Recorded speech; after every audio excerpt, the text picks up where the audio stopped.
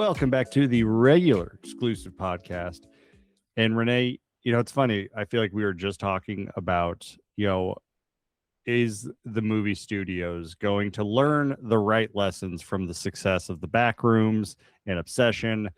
And then sure enough, we get news this week that Google is investing $75 million into A24 to develop AI-powered filmmaking tools. Mm-hmm. And I almost gasped when I read this headline because I'm like, no, it's like Star Wars. It's like A24, you were the chosen one. You were Yeah. you were supposed to fight this.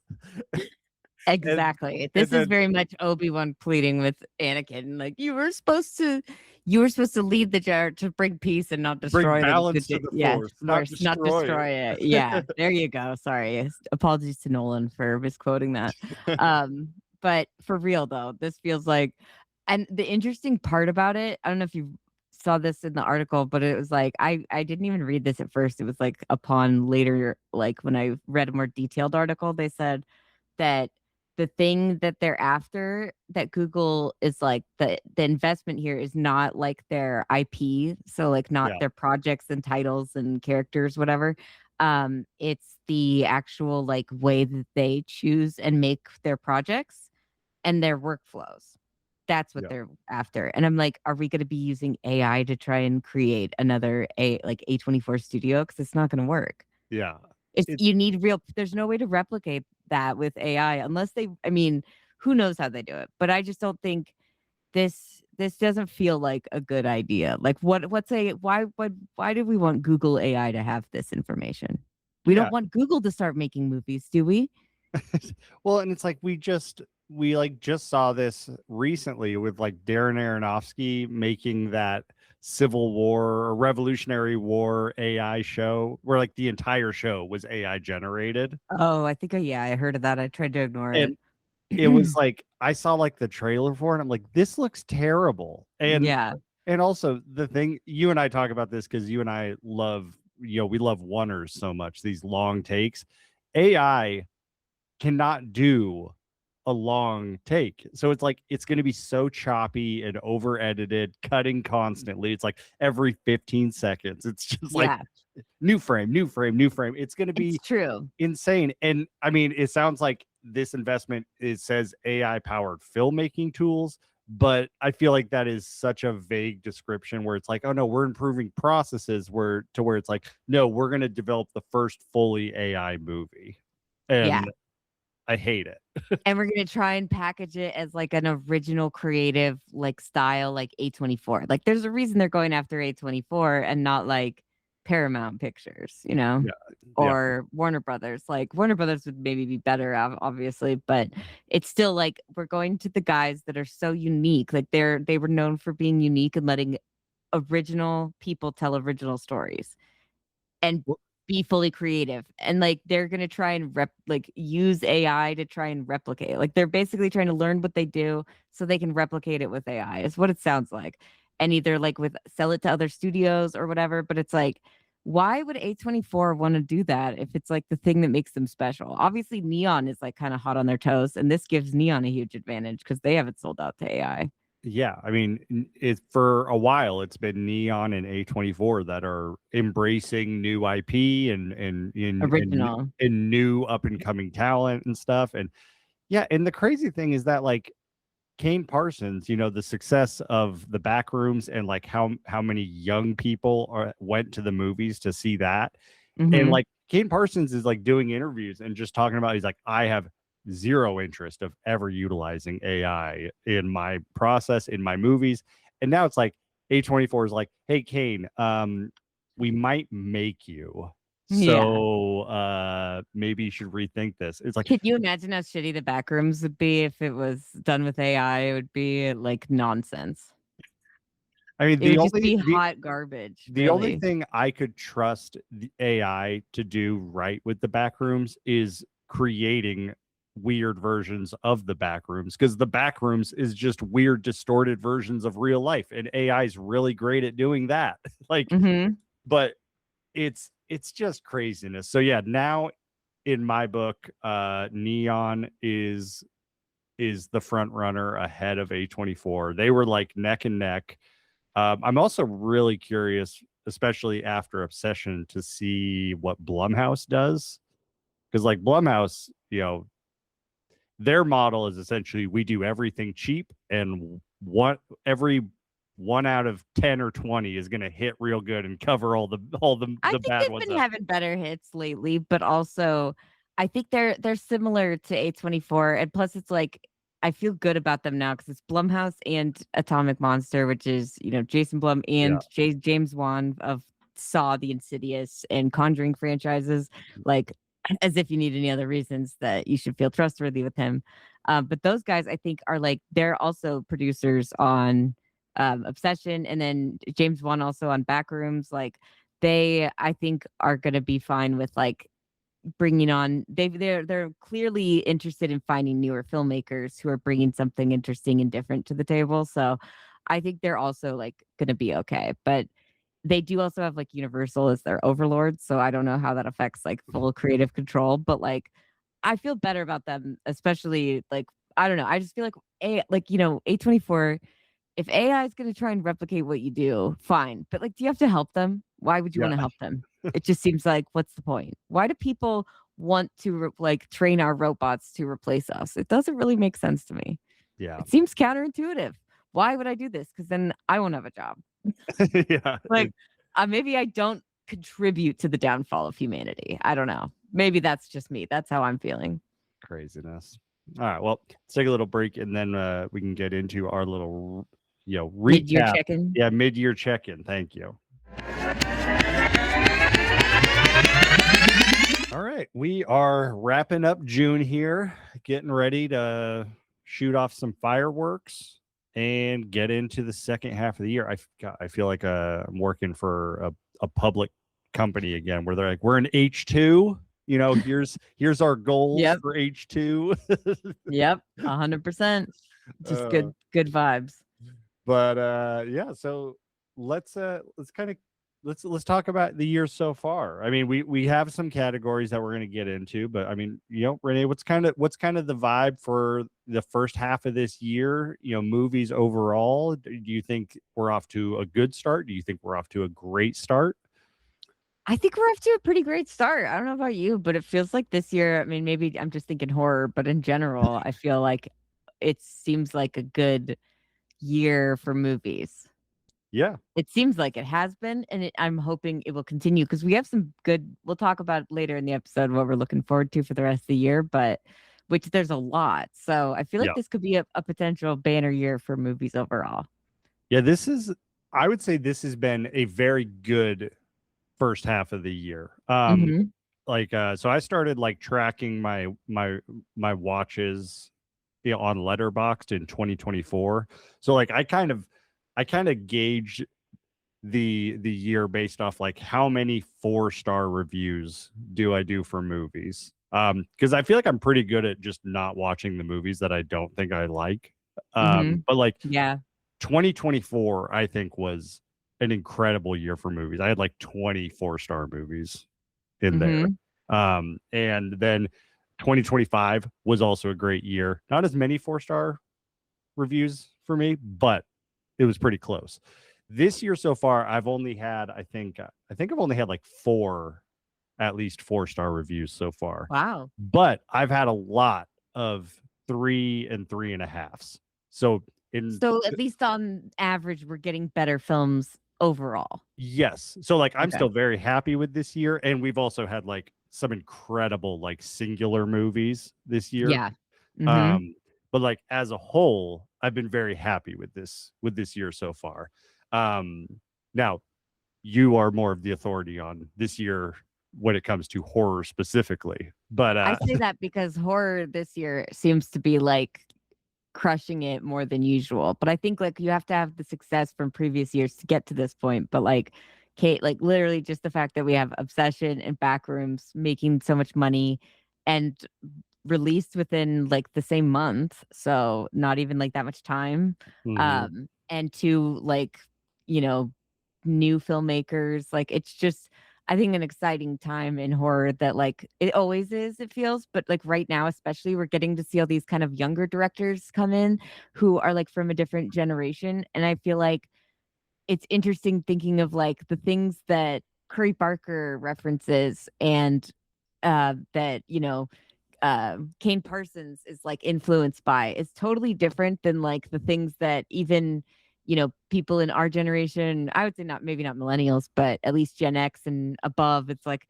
oh, black and white films or these really old 70s thrillers, Yeah. things like that. But now it's like I'm pretty sure Curry Barker was inspired for Obsession based off of a Simpsons episode. And like, the Backrooms is based off of a creepypasta. Like, I just think it's a cool time in horror that like we're getting inspiration from a new generation. I mean, that's for movies in general, but like I'm curious to see how it keeps going because it's like the touch points are so different and they're Yeah. not like rooted in old school as much anymore. Yeah. And like kind of old traditional movies that we've kind of been seeing as like people are always paying homage to The Shining and Exorcist and all that stuff. So it feels interesting to me that that's shifted now. Yeah, it feels like very fresh. Yeah. And I mean, and yeah, I feel like May specifically has got to be one of the best months ever for horror movies because yeah, Mm-hmm. like between the Backrooms, Obsession, and Hokum, like Mm-hmm. just 3 banger movies. Yeah, Hokum is the only one out of those two that feels like inspired and in line with older films, like 70s horror and like kind of slower burn, more atmospheric stuff versus like I mean, obviously the Backrooms is all like atmosphere and vibes, but it feels like a different reference point, like I said. Yeah, well, and Hokum even feels just fresh in just like Damian McCarthy, just like spearheading this whole folk horror Yeah, kind of love it. Love genre. that. It's one of my favorite subgenres. But yeah, no, overall, I think like we've got some really great horror movies on the way too this year, including Resident Evil from Zach Kreger. So like Yeah. I really do think this could be a huge year. But we'll see if anything, if any other horror comes close to like the success of Backrooms and Obsession. But I don't know. I think that it could totally happen. I'm sure like there's still, a few more that could be huge in when if they release out, there's some that are coming out actually closer to Halloween. So I imagine we'll still have a couple more horror hits on our hands. Yeah, I mean, the Backrooms and Obsession feel more like anomalies, Hmm. to the traditional kind of, predictions. Because, yeah, I mean, no one expected Obsession to be, the second most profitable movie of all time behind Paranormal Paranormal Activity. Activity. Yeah. But yeah, I mean, like, you have to assume that, like, especially with some of the movies like Werewolf coming out, with Hmm. how successful Nosferatu was, like, yeah, there's gonna be some other bangers, but it's just wild that we got 2 bangers, 2 big successful movies in Hmm. May. Hokum quality is on par with those other 2. It just wasn't as financially successful, but it's still a great horror movie. Oh, so good. But yeah, I feel like this is a good. I'm glad we're checking in right now because it is basically like the perfect halfway point between Mhm. the beginning and end of the year. So I feel like this is good. We can like kind of wrap up this first half of 2026 because I hadn't really thought about it in those terms yet of Mhm. like where are we at for the year and like how does this year feel. So I'm glad that we're doing this. But should we start with our favorites because I feel like that's probably easiest. Yeah, yeah, and so I don't I don't know if you want to tier them. I wasn't really planning on putting No. them 1, 2, 3. This is just my 3 favorite movies. Same here for from 2026 so far. Okay, So so you go first. let's get the obvious one out that we both know for sure is on our list. Okay. Obsession. Yeah, I was gonna say that's top of my list, no matter what. Okay, what else is on your list? Give me another one. So my other one is Good Luck, Have Fun, Don't Die. Great I choice. I love that movie. It reminds me of one of my favorite movies of all time, of Everything Everywhere All at Once. Like, just the zaniness of the Yeah. movie I loved, and I love the messaging of it, especially in today's AI flooded Yes. world. I just love it, and yeah. Yeah, I know. It's nice when a movie is like so anti-AI that like it just feels like, yes, thank you. This needs more, like, people need to be more aware. Yeah. But yeah, I agree. It's not on my top 3, but like that's because I had a hard time choosing. That's how I knew it's a good year. We also have very different tastes. We have a lot of similar tastes in what we do like, but like how each of us really like vibe with that. I would say it's pretty different. That's true. Okay, so my second on the list of favorites is Ready or Not 2, Here I Come. Okay. Because I just loved that movie so much. It did everything that I wanted and more. And it was just like a fucking great time from beginning to end, like nonstop. It's really a great example of a sequel in that like we didn't even need it, but you don't do the exact same thing as the first one. You remix it a little bit, you build the world a little bit, you make it a little bit bigger. Like, it's a great sequel. And you're right. Like when it first like was announced, I was like, I don't need a sequel to this movie. So I was very hesitant when I went and saw it. I walked out. I was very happy with it. Yeah, 100%. I agree. So that's And then do you want to do another one, or do you want me to do my other one? Yeah, I'll do my other one. So what's your last one? I'm gonna kind of break the rules a little bit. I'm gonna give 2 because me too. Okay, phew. I had my 3, and then last night I watched I Love Boosters. The Boots Riley film, the brand new one with Keke Palmer and Demi Moore, right? Yeah, it blew me away. I wanted to put it in here. It also could have been in my surprises, but like I originally had Project Hail Mary in my favorites. Now these two are tied, and I think I Love Boosters is nudging it out just a little bit because I was so surprised by everything about it. It's so creative, and like I'm not even a fashion guy, but like I really vibed with the whole like conversation about critiquing the industry, the business, instead, versus the art, because like Boots Riley is like a fashion guy. So it's like interesting to see this movie that is critiquing and criticizing the industry so much, but then the whole movie is just like the whole movie is a runway show. Like totally.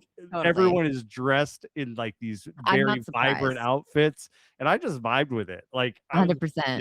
But it was awesome. It's on my watch list. I'm sure it'll be in my top 3. I really loved his previous movie. Sorry to bother you. If you haven't seen it, go watch that like it. Tonight because of it's incredible. I haven't seen it. So and from what I saw in that movie, I was like, when you told me that this one revolves around the fashion industry, I'm like, okay, yeah, the fashion is going to be insane, because it was already insane in his first one, and that's about like kind of corporate culture and telemarketing is like kind of what it's satirizing. I'll probably vibe really hard with Sorry to Bother You. Oh, you're 100% going to. It's honestly such a great film, and more people need to see it. So I love that for you. I also did the split on my third choice for top 3 favorite movies.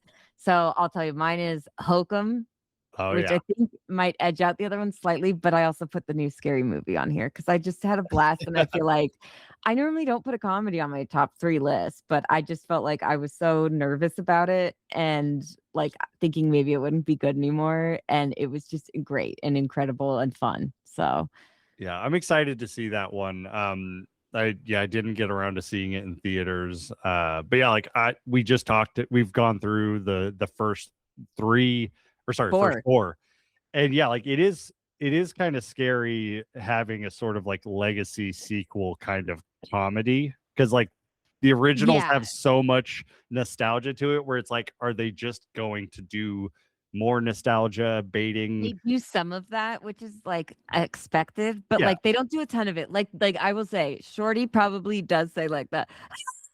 Shit, like he does that a lot, but like I don't care. I find it hilarious, and like that's perfectly fine for me. Or like, they do like a little bit of like, oh yeah, remember that, but like it's barely anything. It's not anywhere near compared to like Happy Gilmore 2. Oh, so God.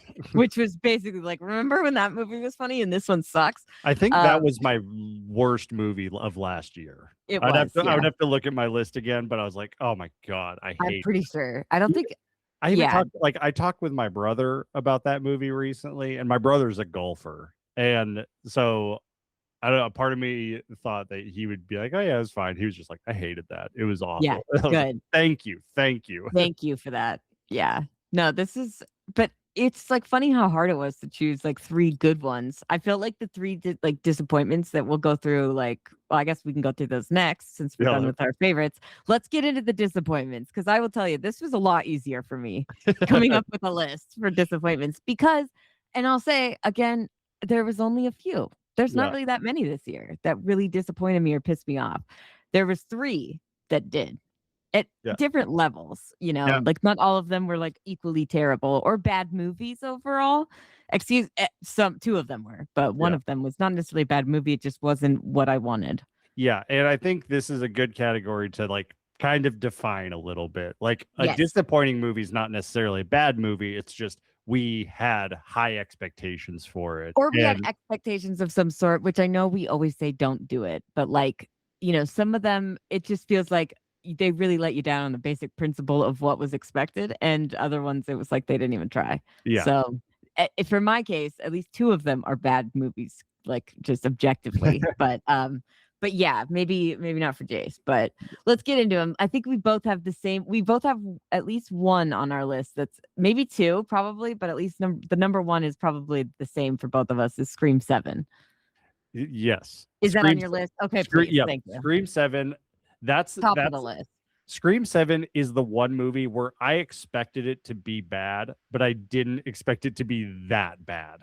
Yeah. So like I was already disappointed to going into it, and then I was appalled by the end of it. I was so angry. It's just, and we're not going to get into it because we have a whole episode on it. We just did a whole episode on it. Yeah, so you can go listen to us gripe about it there. But my God, I can't even get into it because it makes me so mad. But like that was the one that really pissed me the fuck off this year. Like there's not a lot of movies that ever do that. Like The Mummy from with Lee Cronin. Tom Cruise's Mummy is what I was gonna say. It's like the last movie I can remember being actively pissed off at the whole time. I'm glad you don't bring it up every episode anymore. I know, I've gotten over it because now Scream 7 will be that for me. That will be the first one that taught me that fuck Tom Cruise and don't trust him. But yeah, okay, Scream 7. I just feel like we had to get that out of the way. Scream it's also super disappointing because Scream as a franchise, like I think has the most consistent quality amongst franchises where like every movie you can expect at least a certain level of enjoyment from it. Even like quality. Like Scream 3 was kind of the low point, but that's still a highly enjoyable movie. And it's like a fucking masterpiece when you compare it to Scream 7. Yeah. But a lot, fucking let's move on. I also have Lee Cronin's The Mummy, which you just kind of mentioned it, and I do say also. Another mummy that disappoints. Thank God we have The Mummy 4 coming out next year with Brendan Fraser and Rachel Weisz from the Ready or Not team, because that is exactly what we need right now. Because people don't know what to do with the Mummy franchise. I think if you don't have Brendan Fraser and Rachel Weisz and that whole storyline, that's the only one that really has successfully made anything out of it. It's funny. It's like the Brendan Fraser Mummy was so successful at being a horror adventure movie and beloved by so many people that now like the idea of remaking anything with the title The Mummy feels impossible. Like they're like, hey, we'll do it with Tom Cruise. He's the biggest movie star in the world. Like it's gotta work, right? And it didn't. And it was horrible. And Lee Cronin's The Mummy. The weird thing is that like that's the title of the movie. It's not The Mummy by Lee Cronin. It's Lee Cronin's The Mummy. And he didn't lobby for this, which I think most people would be like, "What a jackass!" But like this was from James Wan and Blumhouse because they're obviously Universal is doing the Mummy reboot, so he's like, we got to put something else on this because or else it'll be like, you can't call it The Mummy. Like it'll be, so then they came up with his name, but I'm like, I still feel that was the wrong move. Maybe they should have just called this Evil Dead 5 or something, or 6, or just called it Evil Dead Mummy. I don't know, but it should have been or even The Exorcist. It could have been. This movie just doesn't feel like anything to do with the Mummy except for the fact that the daughter was missing for 8 years and then found and entombed as a mummy and she's alive somehow, and the family's like, cool, yeah, we'll take her back. It's like, what? Like, it just feels more like she's obviously possessed by an evil spirit the whole movie. So it's basically like The Exorcist with Evil Dead, but not at all The Mummy. But it's still like, it's not a terrible movie. And it's like, it looks great. The gore is really, great. But honestly, I was expecting a lot more when they said it was the most disgusting movie ever. I'll tell you, I didn't think I've seen Drag Me to Hell. Okay. I thought that was way more disgusting than Lee Cronin's The Mummy. Like, there's a few shots that are like gnarly, but overall, like if you're looking for a good, like The Mummy kind of a movie, this is not what you're looking for. If you're looking for like an Evil Dead kind of exorcist possession movie, this would maybe be perfect. Yeah. Just don't go into it really expecting very much mummy related things. Except for the evil Egyptian family that somehow cursed this white family with it. It's like, this feels a little bit like not great of like how we're presenting Egyptians in this movie. But either way, that was it. Okay, so I'm curious, what is because you had both Scream 7 and The Mummy. Lee Cronin's The Mummy. So what's your third one? Because I wonder if it's the exact same as mine. So the third one is kind of a tie. Okay, I'm intrigued. It's a tie between Psycho Killer and Psycho Killer. I feel like it was disappointing because the marketing was all like the writer of Seven, and then it just was not very good. But I think my biggest disappointment though was Mercy, the AI Chris Pratt, like essentially the reason why it was disappointing is because the premise of it I really liked, because it's essentially kind of a ripoff of or I guess maybe ripoff's not the right word, remix of Minority Report. And I liked, and a similar thing is to Good Luck, Have Fun, Don't Die. I really liked the idea of doing a Minority Report movie, but having it based off AI in today's age, and like it having this whole what we could do with AI, but then maybe it being like, hey, we shouldn't do this, sort of thing. Kind of like Terminator or something. Like but then maybe this is bad. AI bad is maybe the overall message is what you're expecting, and then they didn't do that. Yeah, and so like I heard it wasn't good. Like the trailer got me interested, and I'm like, there's a plot here. There's a. Are you still intrigued by a Chris Pratt movie at this point? Because I have to say, as someone who defended him for quite a while, past all the like bad Chris Pratt shit, I will say he's not really interesting to me anymore. I was not intrigued. I was not intrigued by Chris Pratt. I was intrigued by the premise, the plot. I'm like, there feels like there's a good plot here, and also I love Minority Report, so I would like a remix of that for Chris Pratt today. Just brings it down for me now because I feel like he's not choosing good projects, so I don't trust that this is going to be a good movie. Yeah, and then I started to hear it's bad, and I was like, "Oh, is it that bad?" And then I watched it, and yeah, it's that bad. But yeah, the Psycho Killer. Psycho Killer is a similar thing. Like, there's all this marketing, original writer of Seven, and then I watched. I'm like, this is the most basic ass movie I've ever seen. I feel like Psycho Killer was. That was my number 3 as well. Okay. I'm not pissed off by it by any means, but like it's disappointing in the fact that, like you said, they market it like it's the writer of Seven. Like, don't do that. Don't say that if the movie's not good. Like, that's gonna just now no one's gonna believe you if that a guy ever writes something actually good. Like, use it. Like, they should have just marketed it for what it was and not include. I mean, I get why they're doing it. They're like, please God, we got to make we got to trick people into seeing this, but. And it also had the chick from Barbarian. So Georgina Campbell, right? So we're like excited. And Malcolm McDowell. And Malcolm McDowell pops up, who's always great. And it was just so dumb. And I was like, they made this movie after they've already made A Violent Nature. And they didn't learn anything from that movie about why the serial killer POV worked. Or like, even though it was experimental and different, because it's like he doesn't speak and he's just walking in the woods trying and then killing people, I found it like really fascinating. And I think that even with doing so little, they made something really important compared to like Psycho Killer. It just feels like a riff off that and trying to be dark and scary and like cultish and like satanic, but like not really understanding what makes any of that interesting or scary. Yeah, like the biggest thing that I that I took away from Psycho Killer was I appreciate David Fincher so much more because of Yes. this movie. Like, just even like this movie feels like Seven, where it's like a detective story, following this killer thing. But then it's like if you watched Seven and you never had any of the scenes with Kevin Spacey. Yeah. Mm-hmm. Like, which is like, get out of here. like it's just so unsatisfying. And then they change it from, instead of Kevin Spacey, he's maybe a government super soldier experiment gone wrong. I'm like, yeah, what the fuck? so I'll tell you though, this guy, so Andrew Kevin Walker, who's the guy who wrote Seven, he's written a ton of movies, not a ton, but there's a 6-year gap for him. But he also wrote, I'll tell you, in 1995 was Seven, but 99 he also wrote Sleepy Hollow. You love which that. Love that. Tim Burton's Sleepy Hollow, incredible. And I love the plot and how they changed it to like a murder mystery kind of a thing there. It works. He also that year made the movie wrote the movie 8mm, which was a Joel Schumacher film, who directed Batman 4, like the Batman and Robin movie.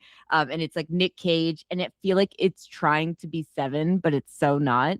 It kind of has a lot in common with Psycho Killer, but at least it has Nick Cage, so it's like more interesting.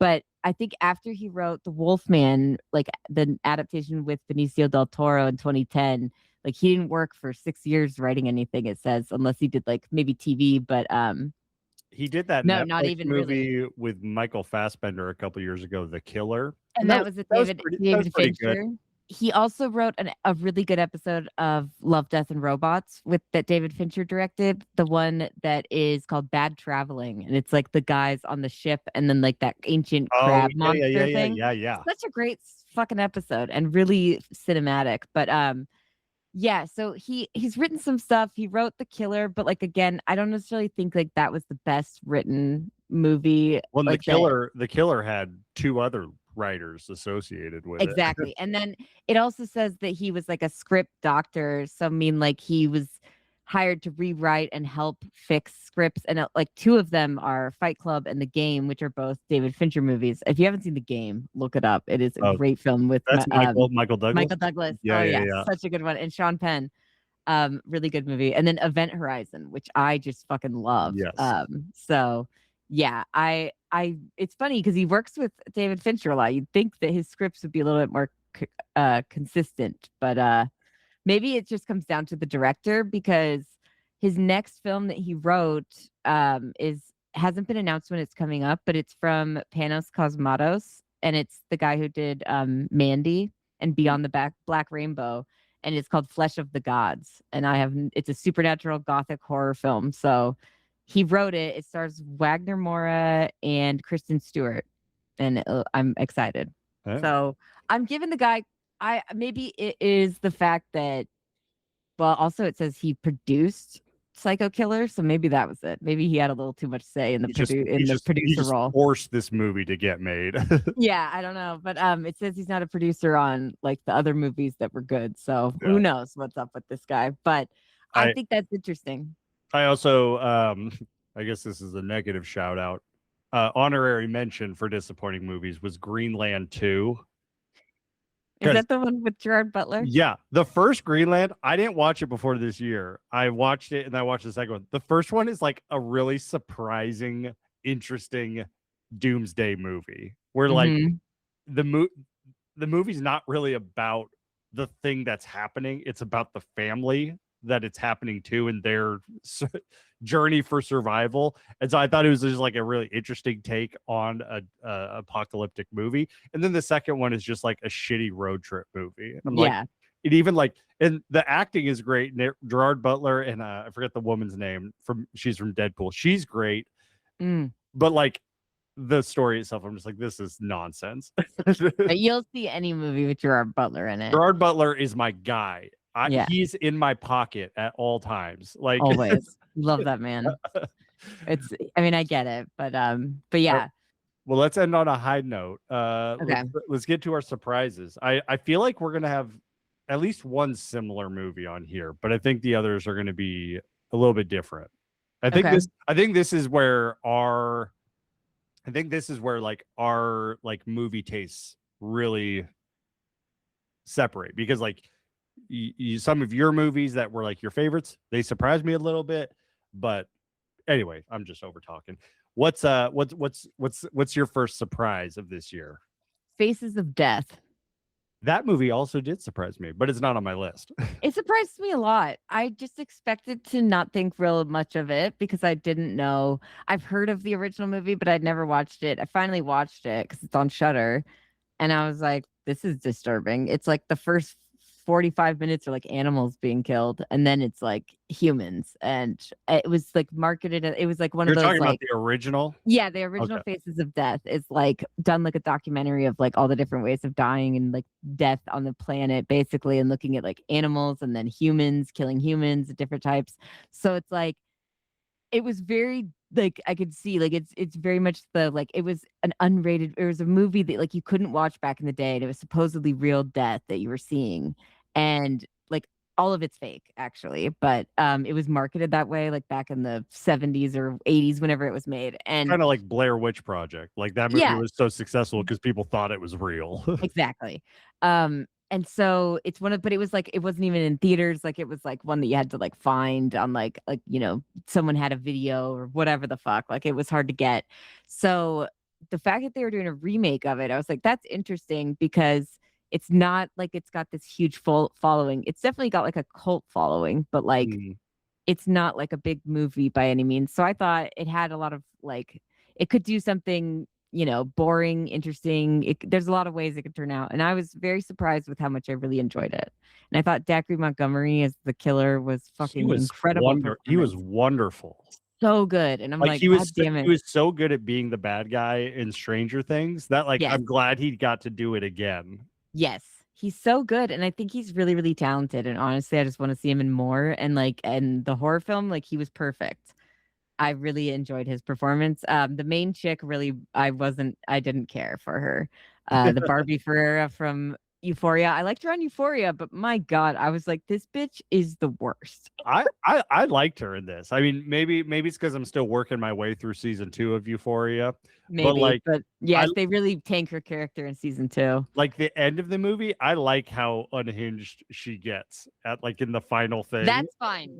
I'm cool with her covered in blood laughing as he's dying. Like that's wonderful shit.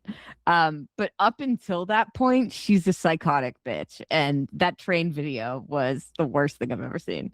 And I was like, just that alone, I was like, I hate this bitch. I hope she dies, even though she's the main character. Yeah. But yeah, I just thought that movie was like, I didn't really have any expectations. So it was just like, it could be nothing, it could be anything. And it was really good. And I thought a very interesting way of looking at like modern social media lens of like watching fucked up shit online and the graphic content. And like, I loved that aspect of it. I thought it was perfect way into it. Yeah, I really my favorite thing in that movie outside of what's his name, who's the bad guy? Dacre Montgomery. Yeah. He was great. My other favorite part of the movie was just the plot, and that the plot revolves around the main person being a content moderator for a social media thing where she's just watching all the clips and she says approve, disapprove, and why it's not approved. And she watches this video that looks like a murder, but then it's like, is this real? Is this fake? Part of the reason why we love low budget horror movies with practical effects is like how real they can make something look. And I loved that whole idea. And then like her boss coming over and be like, this stuff's blowing up, people are engaging with it, so yeah, just to prove it. Like I loved that premise. I thought it was Me too. really interesting and really good. And then It was everything unique else. that you're like the plot was really well done and like really like the story is normally the thing I think that we're like that's lacking and that's what makes a movie shitty is like when the storyline sucks. But you're like here it's like great performances, but like the storyline was really fascinating and like intriguing. Like I loved it and Yeah, I just loved that way into it. Like you said, it's just a great modern way of looking at like the old school way of like people wanting to watch Faces of Death and thinking it's real and like having to go out and find it is like interesting. But like this is somebody who's like grown up, like a younger director who's like grown up with social media and having like that aspect of it, I think adds a lot to the whole concept. yeah. And elevates it, if you will. And I also did not know that Faces of Death was a movie before this. So I just thought all the stuff that she was watching was like stuff that they made today, sort of thing. No, yeah. So that's all the stuff from like they have a lot of like she watches parts of the movie and then they show clips of the movie in like and he like the killer's recreating scenes from the movie with the deaths. And so you get like basically I was like, oh, I didn't even need to watch that fucking film, which I did fast forward through a bit of it because I was like, this is disturbing. Why are we killing monkeys and eating their brains at the dinner table? This feels disturbing.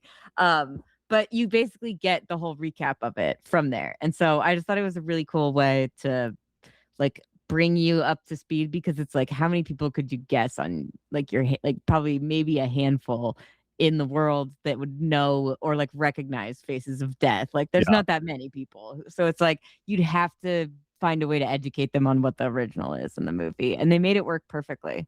Well, and that's something that's really cool to learn in this moment in that like I thought they made those scenes that they're watching and saying, oh, this is from the original. I thought they made those now because they looked so good.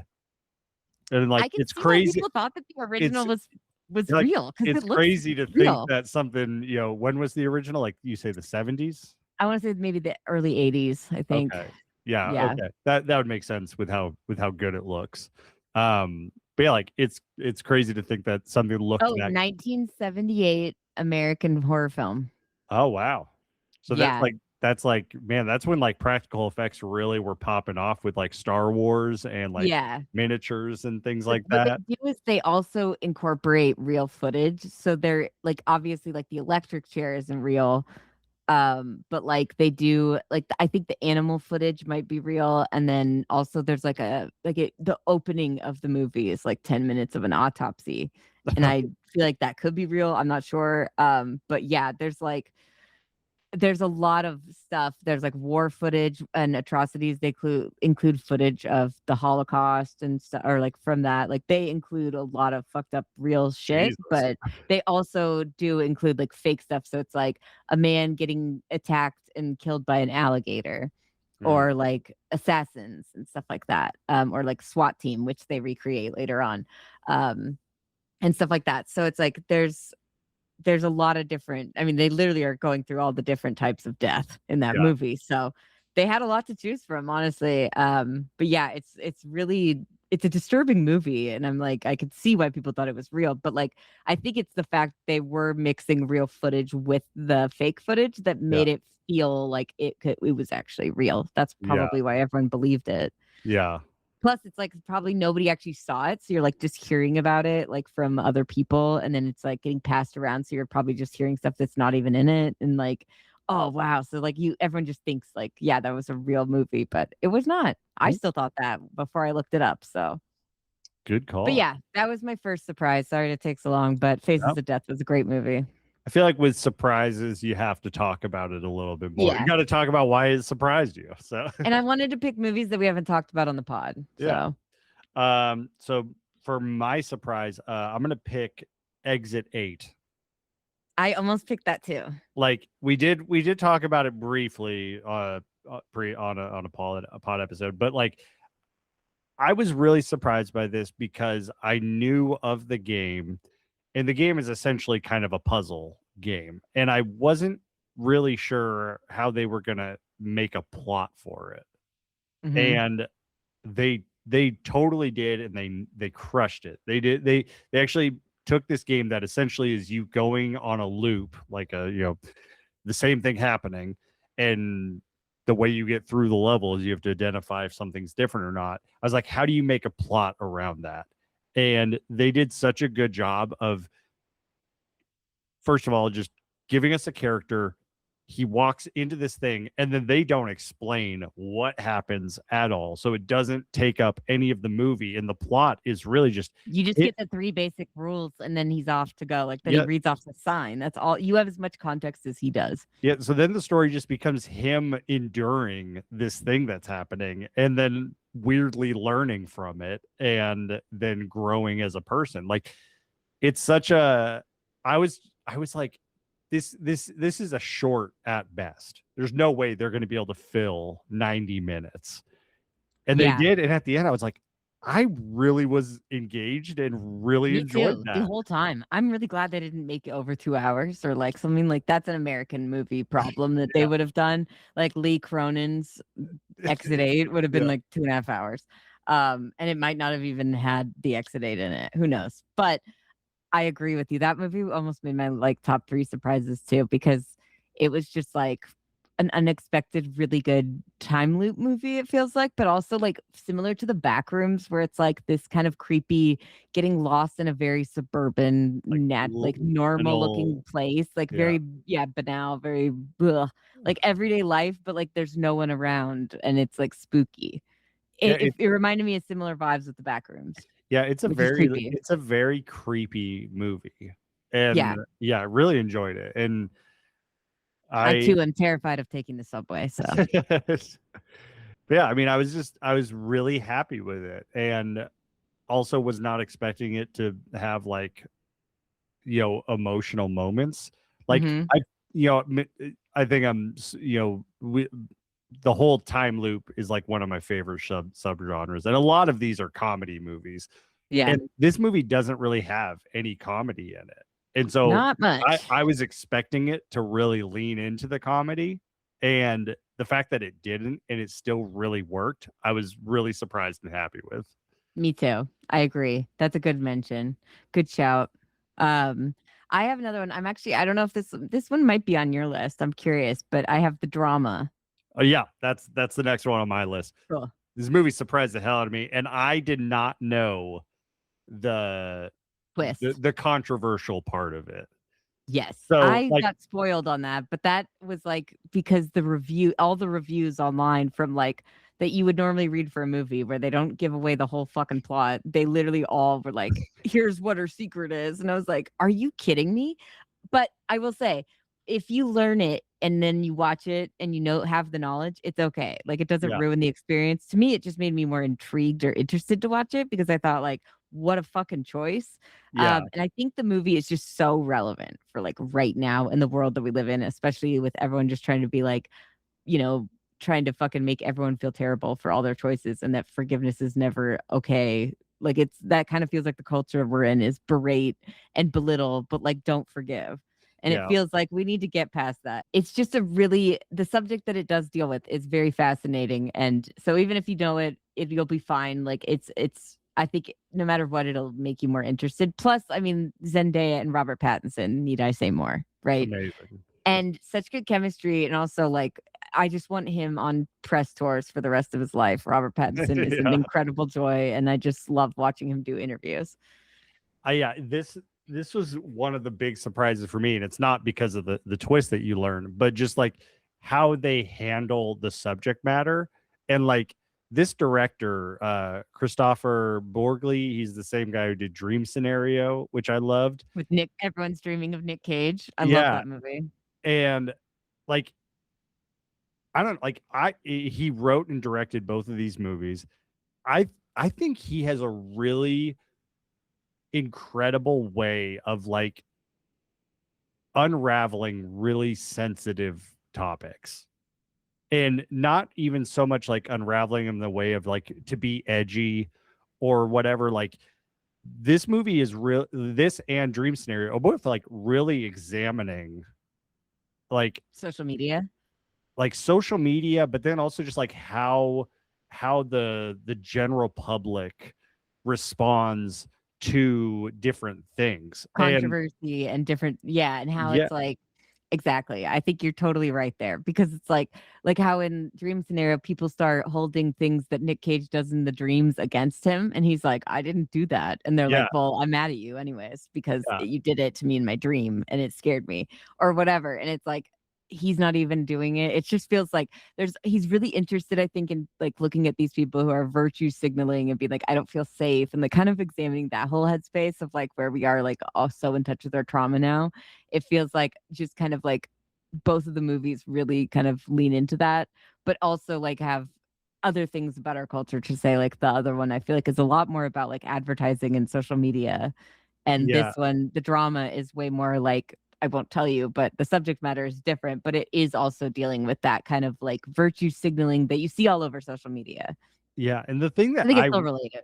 And the thing that I really like about this and Dream Scenario is that I don't feel like he is necessary, like he is critiquing, but I don't feel like he's critiquing the audience and being like, "Hey, you're wrong." It feels very much like he's saying, "Hey, we should think about this because Exactly.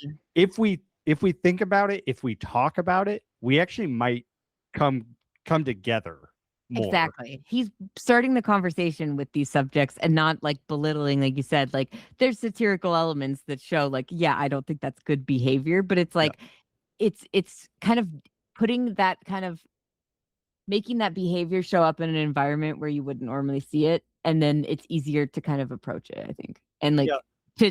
to kind of use it as a metaphor sometimes, but then also to kind of address it directly. Like there's a lot of different really interesting things. And I think it's weird how like funny the drama is too, because Yeah. it's like dealing with serious subject matter sometimes. But it's like he just has such a unique voice, and I love the Ari Aster's company. They've produced both of his movies. Ari Aster's like such a weirdo, and this guy Oh seems yeah. like totally weirdo vibe. Both movies feel so Ari Aster coded and just like 100%. let's tackle this subject. Like Yeah. you know. So if you haven't seen that, you definitely should. I bet we'll be doing an episode on it because I just heard that it's going to be on streaming. I want to say Absolutely. on HBO Max either this month or maybe the end of June. So yeah, we'll probably be talking about it. But okay, cool. I'm glad that we have at least one on our lists that are the same for our top threes of each category. What's your last one? Because I think you'll be very happy with my third surprise. Oh, good. Okay. I don't know how happy you'll be, but mine is Hungry, all caps, which is the Hungry Hippos movie. I want to see this. I am happy to say I purchased this on Amazon Prime Video, and I was not disappointed. It's not like a great movie. Like it was never going to be. It's very much like your typical, like, oh, we got stranded on a tour in some sketchy area, but it's like it's so funny to me that it's like a hippo in like the Bayou, Louisiana, like New Orleans area, but like it's fine. It sounds ridiculous, but it's a funny movie. It's got like your normal elements in a movie like this, but it also like I think the animal action's great, and the fact that it's like technically based on a board game, but it's not anything to do with the game. Hungry Hippos. Like there's no scenes or references to it. It would be fun if they did, but like hippos they don't eat meat, right? I mean, if they do, it's they kill for the love of the game. Exactly. So it's more like, angry hippos. But either way, it's a fun fucking movie, and like it's got some bad movie elements, but like it works, and it's honestly a lot better than I thought it would be. And I just really enjoyed it, and there was good gore and blood and just action. So it was a surprise. I thought it would be shit. And it was a lot better than that. It was one of the best bad movies I've seen in a while. So highly recommend for anyone to check it out if you're curious. Because like we also don't have enough like hippo villains in horror or in general. We need more hippo representation. They're fucking they're cute, but my God, are they horrifying? Jesus Christ. Have you ever seen one open its mouth? You'll never get over it. The hippo videos that I see on Instagram, like I can just imagine the destruction that they would cause. Like even like when people feed them a watermelon and they just crush it. Just crush it like nothing, yeah. Or like there's one of a hippo that was like chasing a boat and it was like jumping out of the water like an orca. I'm like, these things can move that fast. That's what I'm saying. Like I would love a franchise of movies of just hippos showing up where they're not supposed to. And just annihilating apex predators of that area. Like a hippo versus a polar bear. That's what I'm saying. Put the money on the hippo. Anything against a hippo, I'm putting the money on the hippo. They have no real predators anywhere. They're the top of the food chain, and they don't even eat anything on the food chain. They eat the plants. So like the fact that they don't have meat giving them this energy is shocking with how huge they are. You'd think they'd be just fat asses and like lazy, like a panda bear or a sloth or something. Yeah. But no, they're fucking horrifying. And this movie does a good job in actually making you scared of a hippo. The only other movie that I can think, it's not a hippo, but I would say it's hippo adjacent, is that Bong Joon-ho movie, Okja. Yeah. And I love that movie. That's not an evil thing, is it? No. It's like a gentle hippo thing. You protect the hippo at all costs. And and in Hungary they have the gruffed like guy who runs the tour place. He's like, the only good or the only cute hippo is a dead hippo. And I was just like, yeah, this is exactly. He's like the Quint from Jaws of this movie, and he's great. like, But yeah, sir, you're wrong. All hippos are cute hippos, but I get what you're saying. I get what you're saying. They'll fuck you up, but come on, those ears, get out of here. But yeah, what's your third surprise that I'm gonna love? So my last surprise, it was a movie you recommended. I did not expect to like it at all in the first 10 minutes, but then I really enjoyed it. Was Forbidden Fruit or Yes. Forbidden Fruits? Yes, it's plural. And it's we'll like be talking about this, but yes, I'm so glad that you love this movie, that you put it on your list. That's incredible. Like, I was so surprised because like the first 15 minutes of it, I'm like, okay, this is so Gen Z coded with all the like how they're talking. They're into they say they're witches. They're in a coven. They bring this new girl into it. I'm like, yeah, I don't they know work if I'm at like a free people store. yeah, I'm like, I don't know if I'm going to be able to like really get locked in on all the jargon that they're talking about. But then like it just becomes this weird workplace Mean Girls movie that was really funny. And then like the ending, the gore and the horror comes out of nowhere, and it's really good. And I was like, yeah, this was delightful. I had a really good time with this. I was very surprised by that movie too. I almost put it on my list, but I thought after watching Hungry last night, I was like, I gotta throw this shit on there and promote the hippos. But for real, Forbidden Fruits is so good. And you're right that it seems like it's going to be just kind of like something different at the beginning. And then like within 20 minutes or so, 25, it's like a whole different thing. And you're like, oh, this is so fun. And I love this whole like bubblegum. It feels like a little bit of the Lisa Frankenstein kind of vibe that we were talking about, or like Freaky, where it's like kind of horror.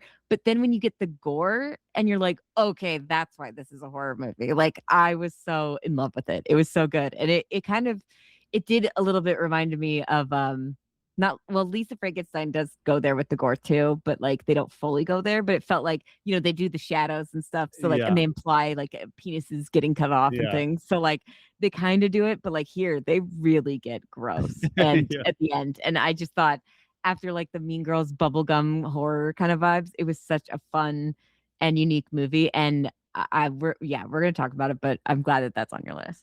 Yeah, it was a great time. So all right, well, let's wrap up with some stuff that we're looking forward to. I mean, there's a lot of movies that are coming out in the second half of the year. We've talked about a good chunk of them, like Evil Dead Burn. We're both really hyped for. The Odyssey's coming out. We talked those are both next month. Yeah, we talked about Whale Fall. That trailer's awesome. We've also talked, I think, about the first trailer for Clayface, which looks like and Mike Flanagan wrote that, and they're doing a horror film for DC. So that one, I want to say like October is when they're releasing it, which is super smart. And that one looks so fucking good. I think that movie, that might be my most anticipated movie for me personally. Clayface, really? Interesting. Because obviously I love Mike Flanagan, but also like I love the fact that James Gunn is going for his universe that he's establishing. He's doing a full-blown body horror movie. Mm-hmm. And like, if this movie is really successful, who knows what that means for the rest of the whole superhero genre. Exactly. I think it's I'm really excited for that. Everyone needs to go support that movie because it's good things that they're doing. We also talked about the trailer for The Social Reckoning. Yep. And the trailer for The Adventures of Cliff Booth, which is the sequel to Once Upon a Time in Hollywood, written by Tarantino, directed by Fincher. So that's just going to be like an epic of all proportions. One movie, there's also a sequel to Fall, which we did an episode on. That one where they're like stuck on that tower and it's like really sketchy. This one's called Fall 2. Movie. Fall 2, Dead Point. Do we know is it the same? Not the same. It's okay. So it's a different story. A huge point for me. It's got to be. It's kind of like 20 or the 47 meters down and 47 meters down uncaged. It's like it's not really the same at all, but it's like the same kind of thing. Underwater sharks. That's all you need to know. This feels like it's going to be like they're stuck on a high point and they got to get off. I don't know. There's a movie that I just found out on when I was looking through this list. that is coming out in August on Netflix. And I was just like, I don't know anything about this movie besides the title and the cast. And I'm like, okay, I'm in. And I just thought it was a good shout. It's called The Whisper Man. I've It never does heard of say this. it's a crime thriller film. It's based on a novel, but it stars Robert De Niro, Michelle Monaghan, Adam Scott, Michael Keaton, John Carroll Lynch, Jesus. Hamish Linklater, who was Jesus. our guy on. He was just on Widow's Bay. Like, yes, sign me the fuck up. So I was like, I don't even know what this movie's about, but like, I'm so in. And like, Michael Keaton is like listed fourth. How? What? It's insane. And I just for character actors like John Carroll Lynch is uncontested. He's the best. So I thought that was just worth mentioning because I've like fucking never heard of it. But yeah, there's one movie that has not released a trailer, but it's coming out in November, and I'm super hyped about it. Ebenezer: A Christmas Carol, because it's directed by Ty West and it's starring Johnny Depp in his first like American film role in years. Oh, and you also love A Christmas Carol, especially the Muppets. Yes. Well, come on. That's the thing. There's been so many versions of A Christmas Carol that it's like, that's one adaptation that I'm always like, we absolutely do not need any more of this. However, I'm pretty hyped on this one because it's Ty I'm West. interested in anything Ty West does. It also is starring Tremel Tillman from the guy who plays like the medium level boss on Severance. Oh, okay. Yeah, He's, yeah. like, the Oh, office yeah, level yeah, boss. yeah. Yeah. Love him. And then it also has Daisy Ridley from Star Wars, Ian McKellen, Okay. Rupert Grint, so fucking Ron from Harry Potter. He's playing Bob Cratchit, so that should be interesting. But yeah, I just feel like if you've seen the photos of Johnny Depp on set, he's like under all these prosthetics, which is always the best. Like that's the best Johnny Depp is when you have him under prosthetics and he's like not recognizable anymore. And I'm just really, really hyped on this. I think it's going to be great. Okay. I Yeah. hope. I have high expectations. So probably, I mean, I could be disappointed, but that's one that I'm also looking forward to. Yeah. I saw the trailer for it when I went and saw the Backrooms. I'm really excited for Onslaught. Yes. Okay. That one, I didn't see the trailer when I saw Backrooms, which was weird, but I saw it online the next day. And oh my God, this is Adam Wingard who did the last two Kong versus He did the Godzilla versus Kong movies, both of them. He did both of those. But before that, he was like one of our favorites for like he was part of the obviously he's part of the VHS crew. VHS, yeah, the VHS franchise, but he's also like the director of Your Next, which is one of our favorites, like horror films of all time. And he made this movie, The Guest, with Dan Stevens and Micah Monroe. Who Dan Stevens is back in this movie, and there's speculation this is like an unofficial sequel, which would be awesome. We talked about the trailer for this, and it being a sequel to The Guest is so fucking cool, and we were hoping for that. So the fact that it is like rumored makes me feel like it could possibly be. So do yourself a favor, go watch The Guest right now with Dan Stevens. But in general, that one coming out, I'm very, very, very hyped about. And it has Rebecca Hall too. So Rebecca Hall is back in the mix with Adam Wingard from the Godzilla movies. And then Adria is Adria Jonah? Jonah, yeah. She looks like she just kicks ass in this movie. She gets to be the badass like hero. She gets an eye patch at one point in the trailer. Yeah, like, it looks cool. It looks awesome. So I love that Adam Wingard is like, hey, I'm glad that you guys liked the Godzilla movies, and I made Warner Brothers a shit ton of money.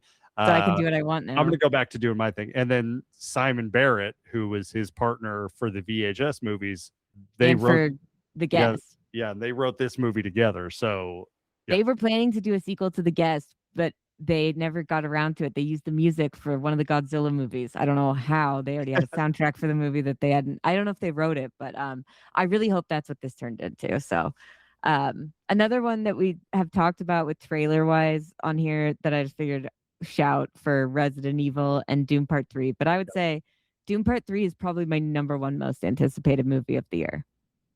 Yeah, for the year, that's like probably... I think overall, like Clayface is up there. I would say it's like The Adventures of Cliff Booth, Resident Evil, Doom Part 3, and Ebenezer are like those four are like they have the potential to be my top movies of the year and like just amazing. Or they could, maybe they won't be good, but I really have great faith. But Doom Part 3, I'm so glad we already have a trailer. It looks so good. I just am so hyped to see how they're going to do some of the crazier, weird shit. Everything from our episode with Sarah Beth just got me so hyped for the rest of the story. So, yeah, it's going to be great. It's going to be this decade's Return of the King, I feel exactly. And I think so too. It's going to be awesome. I'm also excited. I don't really know anything about it other than like it famously got canceled, but I'm excited for the Coyote versus Acme movie. Yeah. Like, I'm glad that it's saved. actually like coming out because they couldn't do it for Batgirl, but they were able to do it for Coyote versus Acme. So at least they're gonna like release that movie now, which is good. It looks good. I'm also excited for Violent Night 2. Yes, because I loved the first one. And David Harbour as Evil Santa, and then also isn't someone else playing there's someone playing Mrs. Claus. Yep, Kristen Bell is Mrs. Claus, which sounds great. Yeah, and we don't really know much about the plot. Yeah, I mean, he's just gonna have to save another kid on Christmas Eve, right? That's got to be. I mean, it could go forever if you do that. It's perfect. The thing that I'm hoping for, and we talked about it when we talked about Violent Night, is I want Krampus to get introduced, and I want a Santa Claus versus Krampus violent thing.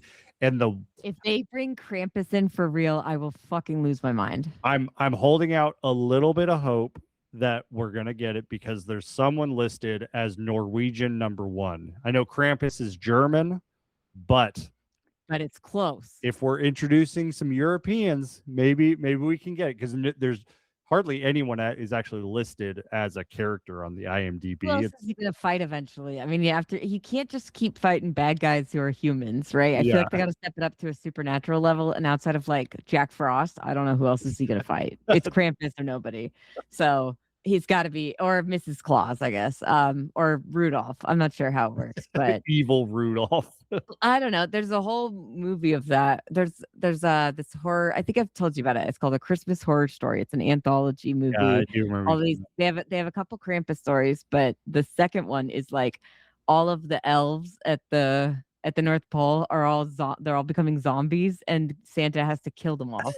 And then when he kills them all, he realizes, or he comes face to face with Krampus and has to fight him to the death because Krampus was the one who turned them all into zombies or some shit.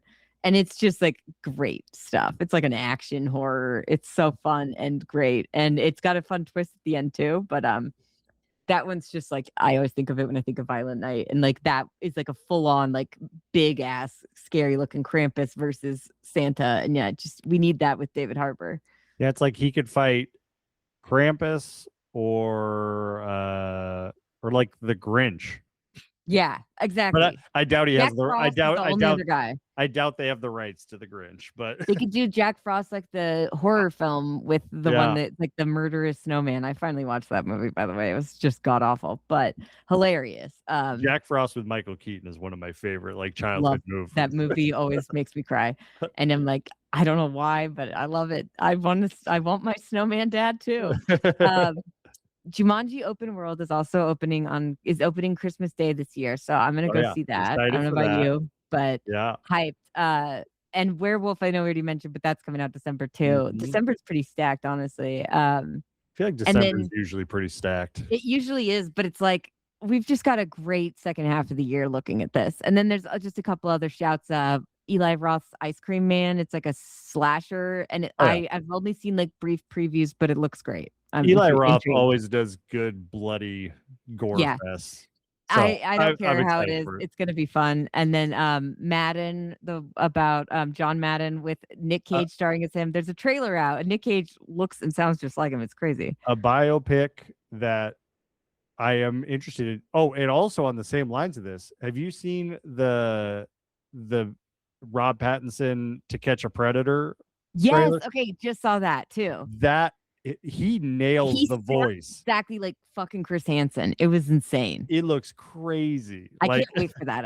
I used to love, I not love it, but like I used to watch that show all the time because it was always like, I'd always laugh. I'd be like, when they show up, they're like, oh, I was just, stopping by. It's like, yeah. I just always love trying to hear their excuses when they're like, I wasn't doing anything. Hot.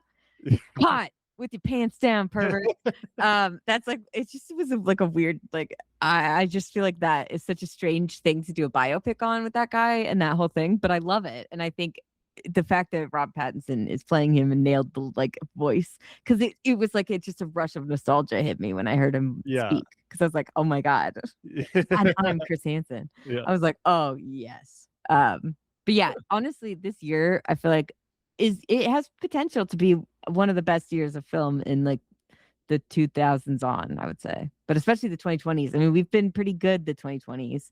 The 2020s, they started off not so good with COVID, but yeah, like 2023, 2024, 2022 was a banner year for horror. That's when we got like Nope and Barbarian. Yeah. So it feels like 2022 on, we've gotten better. We've had a little bit of stumbles. I think 2023 wasn't as strong, but like it feels like 2024, 2025 have been growing stronger each year. So I'm hoping that continues, because overall 2026 has been just a god awful fucking year. So in general for life. So the fact that we can look at this like halfway through the year and be like, movies are still pretty good though. Like that feels nice. It's the only thing that's getting us through all this. Exactly. It gives us hope in the world when there is absolutely fucking none.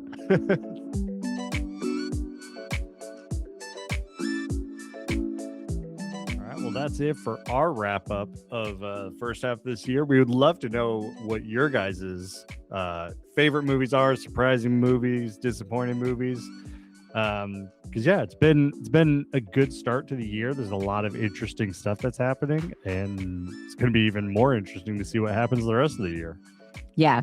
We'll make our post. We'll try to compile a list of all the things we mentioned, and then that way we'll post it, and then you guys can reply and let us know on social what your faves, disappointments, and surprises are.